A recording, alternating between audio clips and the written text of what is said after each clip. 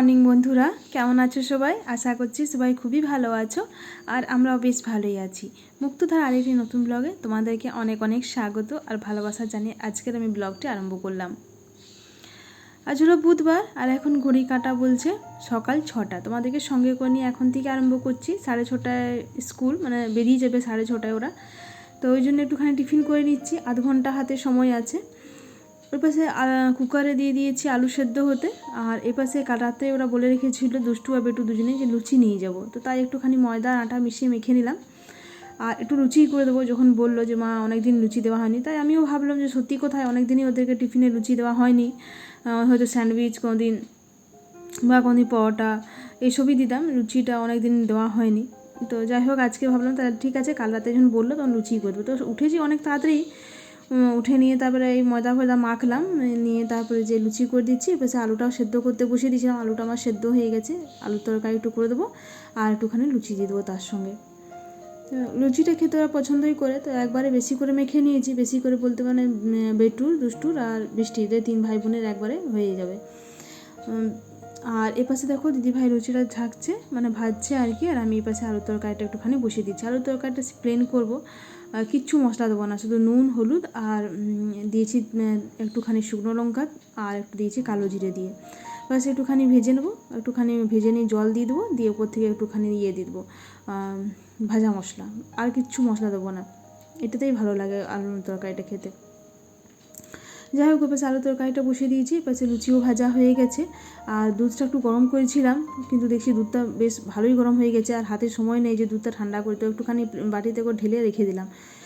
বেটুর পাশে ড্রেস করছে, ওর ঠিক ড্রেস করতে করতে দুধটা একটু ঠান্ডা হয়ে যাবে। দুষ্টু তো দুধ খায় না সকালে ওরা। এপাশে আলু তরকারিটা দেখো হয়ে গেছে, দিয়ে বক্সটাতে আমি ভরে দিচ্ছি টিফিনটাতে। ঠিক এগুলো সারাতে সারাতে দুধটা আমার এই পাশে ঠান্ডাও হয়ে যাবে। তো জিজ্ঞেস করলাম, মানে 6টা করে আমি করেছি, 3 জনের 18টা হয়েছে। তো 3 জনে আমি 6টা করে বেটুকে দিলাম টিফিনে। আসলে কী বলতো, মানে বন্ধু বান্ধবের সঙ্গে খাই তো একটু শেয়ার করেই খাই, ওই জন্য একটু বেশি করেই দিয়ে দিলাম ওই লুচি আর আলুর তরকারি। আর দেখো এই টিফিন ভোর থেকে আমার দুধটাও ঠান্ডা হয়ে গেলো। তো চলো এবার দুধটাও দিয়ে দিই।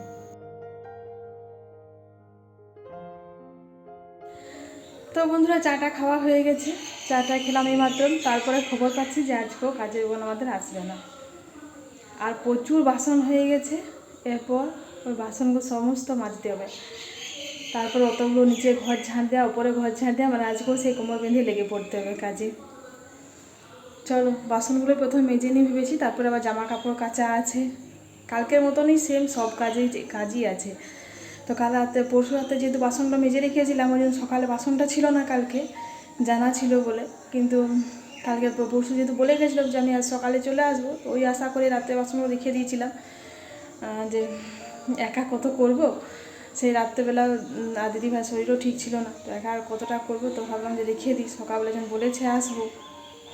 তো এই তো অবস্থা, সকালবেলা আবার খবর পাচ্ছি যে না, আজকেও আসবে না। তো চলো, কিছু করার নেই, এরপর কাজে লেগে পড়ি। আচ্ছা বন্ধুরা, আমাকে সুস্মিতা দিদিভাই অনেক দিন আগে একটা কমেন্ট করেছো, তার আমার উত্তর দেওয়া হয়নি। বলেছো তোমাদের এই গ্যাস পাইপটা বাইরের দিকে কেন, ঠিক আছে, বলেছিল যে গ্যাস পাইপটা বাইরের দিকে কেন। তো দিদিভাই তোমাকে বলি, এখানে আমাদের গ্যাস পাইপ রাখার গ্যাস সিলিন্ডার রাখার জন্য জায়গাটা করা হয়েছিল, যে এখান থেকে আমাদের গ্যাস সিলিন্ডারটা উঠবে, এ পাশ থেকে পাইপটা বার করে এখানে গ্যাস ঢুকবে আর কি, মানে পাইপটা এখানে লাগবে। কিন্তু আমাদের একটা ভুল হয়ে গেল, গ্যাসটা না, তাহলে এখানে তো কানেকশানটা নেই, পাইপের কানেকশানটা তো আছে এই পাশে, ঠিক আছে।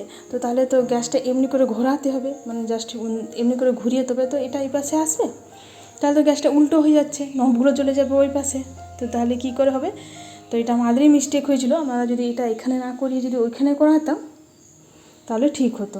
ওই জন্য বাধ্য হয়ে তখন সিলিন্ডারটা বাইরে রাখতে হয়েছে আর গ্যাস পাইপটা বাইরে থেকেই লাগাতে হয়েছে।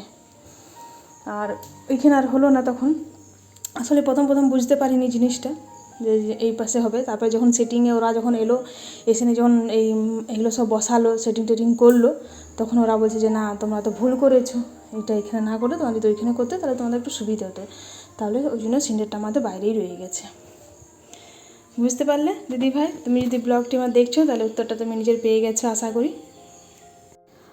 তো বন্ধুরা, এই পাশে দেখো বাসনগুলো ধুয়ে নিচ্ছি। মা না ওই পাশে বাসনগুলো মাজছে, মানে ওই পাশে উঠোনে মা বাসনগুলো মাজছে, আর আমি নিয়ে এসে এখানে দেখো জল বুলিয়ে নিচ্ছি। মানে আমার এইখানটা বাসন ধুতে একটু সুবিধে হয়, জানো তো। আর ওই পাশে বাসন ধুতে আমার প্রচণ্ড অসুবিধা হয়, প্রচণ্ড মশা, তেমনি মাছি। মানে যদি ধরো বাসন মাজি তো ওই পাশে মানে ওই এঁঠো হাতেই গায়ে এইখানে মারতে হবে, ওইখানে মারতে হবে গায়ে, এই অবস্থা, এত মাছি আর মশা থাকে। তো ওই জন্য মা ওই পাশে মাজছে, আর আমি এই পাশে নিয়ে চলে এসেছি বাসনগুলো, নিয়ে এসে আর এই পাশে দেখো জল বুলিয়ে নিচ্ছি। দেখো বন্ধুরা, বাসন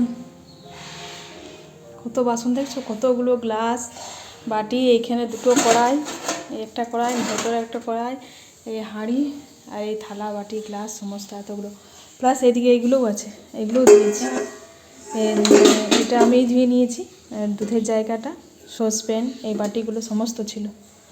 দেখো বাসন আমি আর মা দুজন মিলে ধুয়ে নিলাম বলে একটু তাড়াতাড়ি হলো, না অনেক দেরি হতো। চলো হবে জামা কাপড়গুলো কেচে আসি, এগুলো ঠিকঠাক করে রেখে দিই, জামা কাপড়গুলো কেচে আসি।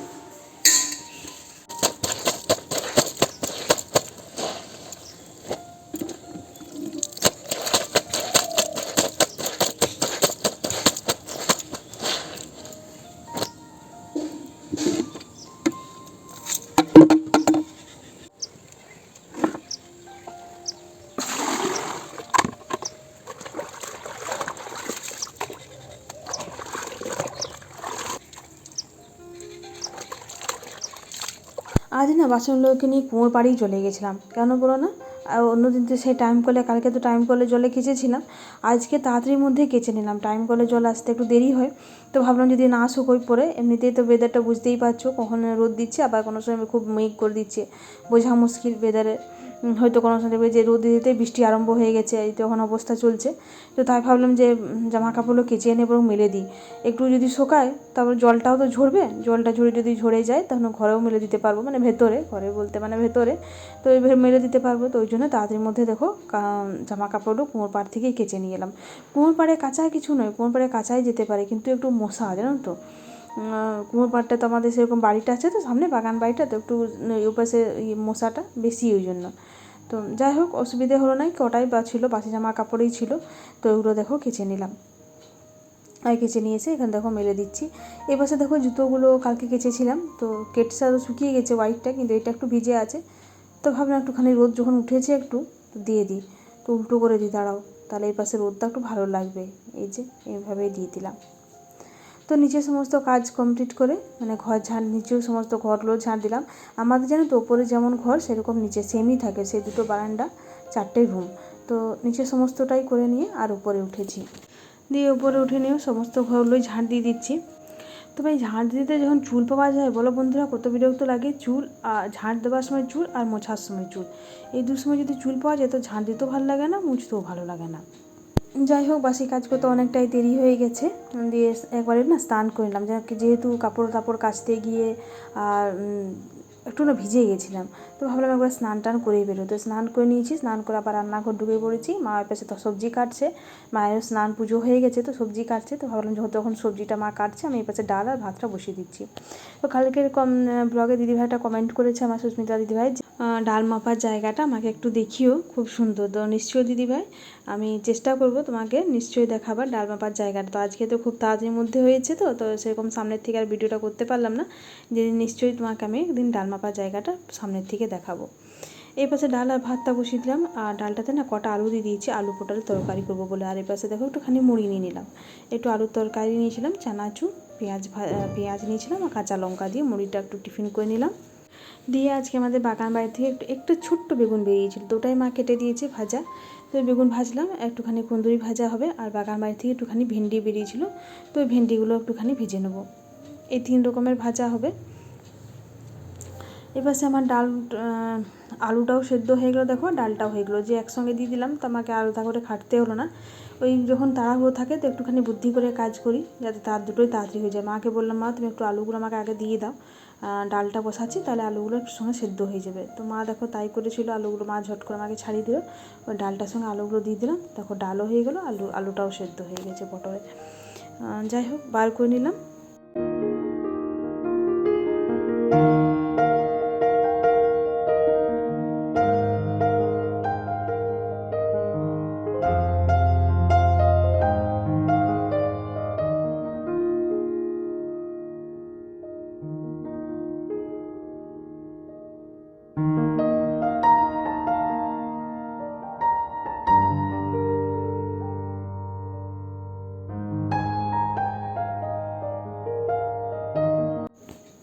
তো আসলে কী বলতো, তোমরা তো সবাই জানো যারা আমার ব্লগ দেখো যে দিদিভাই স্কুল টিচার। তো সকালবেলায় দিদিভাই 12 মাস হচ্ছে মর্নিং স্কুল, 12 মাস।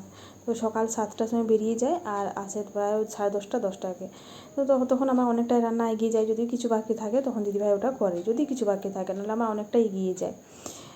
কোনো দিন হয়তো কমপ্লিটই করে ফেলি। তো যাই, ওই জন্য সকালটা আমার একটু হড়বড়ি থাকে। তবে মা তরকারিগুলো কেটে দেয়, কিন্তু রান্নাবান্নাটা আমাকে সমস্ত করতে হয়। তারপরে এই যে তোমরা বুঝতেই পারছো যে কাজের বউ যখন আসে না তখন আমাকে ঝাঁট, অতগুলো ঘর ঝাঁট দেওয়া, ঠাকুর ঘর করা, তারপরে রান্নাঘরটাও ধরো ঝাঁটফাট মোছামুছি ব্যাপার থাকে, সবই করতে হয়। তো এই যে একটু কাজের চাপ হয়ে যায়, যখন কাজের বোনটা আসে না তখন আমার একটু কাজের চাপটা হয়ে যায় আর কি। তাও চেষ্টা করি, ঘরের ছোটো বউ কিন্তু আপ্রাণ চেষ্টা করি যে সমস্তটাই খুব সুন্দর করে দায়িত্ব করে পালন করার। তো দেখো, তোমাদের সঙ্গে গল্প করতে করতে এবার সে আমার পটলগুলো যে আলুগুলো সেদ্ধ করেছিলাম ওগুলো একটুখানি কেটে নিলাম, জানো তো। কেটে নিলে ভালো হয়। আর পটল একটু তরকারি একটু যদি সেদ্ধ আলু দাও না, তা খেতে একটু টেস্ট হয় আর তরকারিটাও বেশ মাখো মাখো হয়। এবার সে কুঁদরিটা ভাজা হয়ে গেছে, কুঁদরিটাও তুলে নিলাম আর ভেন্ডিগুলো ভাজতে বসিয়ে দিয়েছি এর মধ্যে। আর ভাতটা হয়ে গেছে, ভাতটাও নামিয়ে নিলাম। তো দেখো, এই পাশে আমার পটলটাও হয়ে গেছে, পটলটা এবারে কষে কাছে একটুখানি জল দিয়ে দেবো, তাহলে রান্না কমপ্লিট। মাছটা হবে, হ্যাঁ মাছ আছে আজকে, মাছ হবে। তো মাছটা মা বললো যে আমি মাছটা করে দেবো। তো ঠিক আছে, এরপর আমি তাহলে একটু বসতে পারবো আর কি। তো দেখো, এর মধ্যে আমাদের খাওয়া দাওয়া আরম্ভ হয়ে গেছে, বাড়িতে সবারই খাওয়া হয়ে গেছে। মাছটা মা করলো, তোমাদের তো বললামই। তো বাড়িতে সবারই খাওয়া দাওয়া হয়ে গেছে, ছেলে মেয়েরা এলো তখন আমরাও নিয়ে নিলাম এর মধ্যে। তো তারপরে আবার সে বাসন ধোয়া কাজটা এখন হয়েছে, এটা থাকে না, যাই হোক করতে হবে। তো যেমন যেমন খাওয়া হয়েছে সেরকম ধুয়ে নিচ্ছি, বেশি এখন বাসন নেই, ওই একটা দুটো থালা আছে আর তারপরে হাঁড়িটা আছে, ভাতের হাঁড়িটা। তো এগুলো মেজে নিলেই হয়ে যাবে। তো চলো বন্ধুরা, তাহলে আজকে ব্লগটা এই পর্যন্তই রাখছি। কেমন লাগলো অবশ্যই কমেন্টে জানিও। যদি ভালো লেগে থাকে তাহলে তোমাদের কাছে অনুরোধ রইল ব্লগটা আমার লাইক, কমেন্ট আর শেয়ার করার। আর আমার চ্যানেলে যদি কেউ নতুন ভিউয়ার্স হয়ে থাকো তো চ্যানেলটি সাবস্ক্রাইব করে পাশে থেকে যেতে পারো। কাল আবার চলে আসবো নতুন ব্লগ নিয়ে। সবাই ভালো থেকো, পাশে থেকো, সুস্থ থেকো, সাবধানে থেকো আর সবাইকে ভালো রেখো। দেখা হবে খুব শীঘ্রই পরের একটি ব্লগে।